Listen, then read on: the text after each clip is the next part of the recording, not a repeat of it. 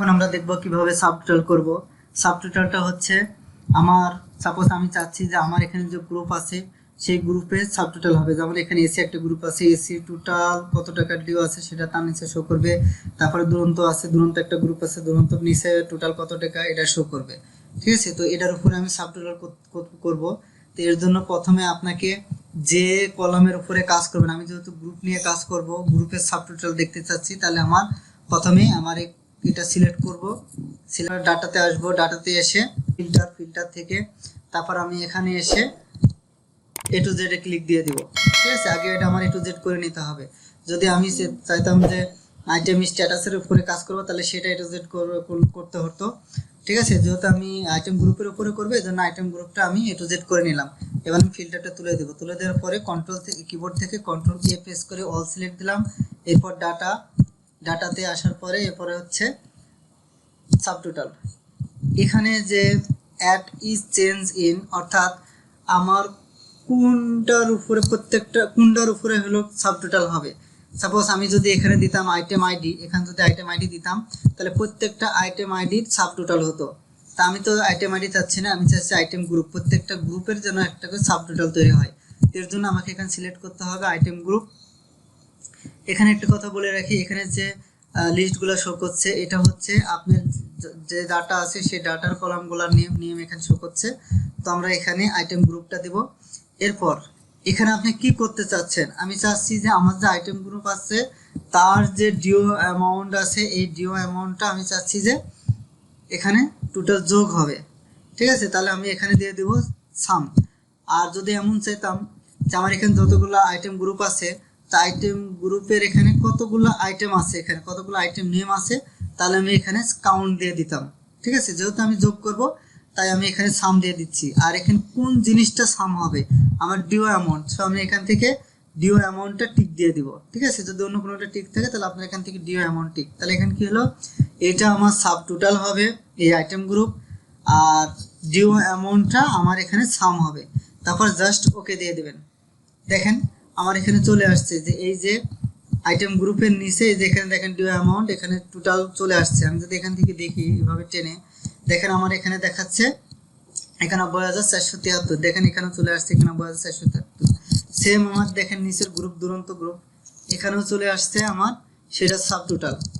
এখানে দেখেন দুরন্ত গ্রুপের সাব টোটাল, এখানে ইলাস্টিকের সাব টোটাল, এইভাবে আমাদের সাব টোটালটা চলে আসবে। এখন আমার বাম পাশে দেখেন এখানে এক্সপ্যান্ড, যদি আমি এখানে ক্লিক দিই, ওয়ানে ক্লিক দিলে দেখেন কি আসে, শুধুমাত্র গ্র্যান্ড টোটালটা শো করছে। এখানে টোটাল কলামের হেডিংগুলো শো করছে, আর এখানে গ্র্যান্ড টোটাল কত টাকা ডিও আছে সেটা এখানে দেখাচ্ছে।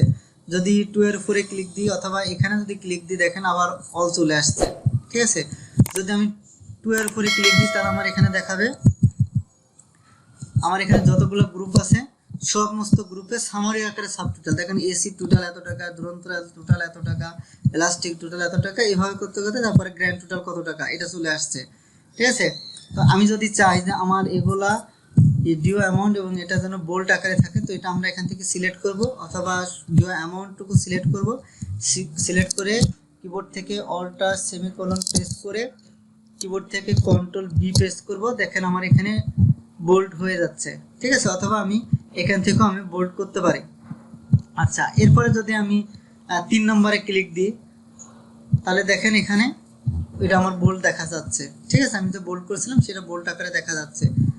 আচ্ছা, 2 নম্বরে ক্লিক দিয়ে দেখতেছি যে আমি চাচ্ছি যে আমার দুরন্ত গ্রুপের কি কি আইটেম আছে এবং কত টাকা আছে। তাহলে আমি এখানে জাস্ট এটার এক্সপ্যান্ড করব। এক্সপ্যান্ড করলে দেখেন আমার দুরন্ত গ্রুপটাই শুধু এক্সপ্যান্ড হয়েছে। এখানে দেখেন আমার এসি গ্রুপটাই এক্সপ্যান্ড হয় নাই। সেম দেখেন নিচের দিকে, দুরন্ত নিচের দেখেন এটা কিন্তু আমার এক্সপ্যান্ড হয় না। এখন আমি চাচ্ছি পাওয়ার গ্রুপের এক্সপ্যান্ড করতে চাচ্ছি, জাস্ট এখানে ক্লিক দেবো, দেখেন শুধু পাওয়ার গ্রুপটা আমার দেখা যাচ্ছে ডিটেল। ঠিক আছে, আবার যখন মাইনাসে ক্লিক দেবো তখন এটা আবার এক্সপ্যান্ড অফ হয়ে যাবে। দেখেন এখন আর ডিটেল দেখা যাচ্ছে না। ঠিক আছে, সামারি আকারে আছে। আর যদি 3-তে ক্লিক দেন তাহলে আমার ডিটেল দেখা যাবে।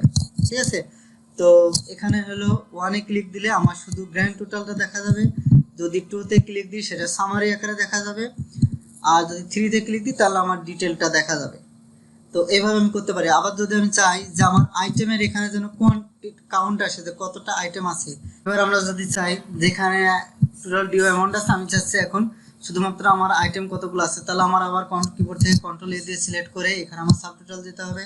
সাবটোটাল যাওয়ার পর এবার ডিও অ্যামাউন্টটা না দিয়ে আমি দিব হলো আইটেম নেম, অর্থাৎ আইটেম নেম আমার কতগুলো আছে এটা আমরা দেখতে চাচ্ছি, মানে কতগুলো আইটেম আছে, তাহলে আমার এখানে কাউন্ট দিতে হবে। ঠিক আছে, তো এখানে যখন আমি কাউন্ট দিয়ে দিব, কাউন্ট দিয়ে দিলে দেখেন আমার এখানে চলে আসছে, এই যে এখানে চলে আসছে যে আমার এই গ্রুপের 15টা আইটেম আছে। দেখেন এখান থেকে 15টা আইটেম আমার এখানে আছে, 15টা আইটেম আছে এখানে। ঠিক আছে, সরি, এই দেখেন 15টা এখানে আইটেম আছে, 15টা। ঠিক আছে, তো এইভাবে আমরা এখানে কাউন্ট করতে পারবো, এখানে সাম আনছিলাম, এখানে অ্যাভারেজ করতে পারবো।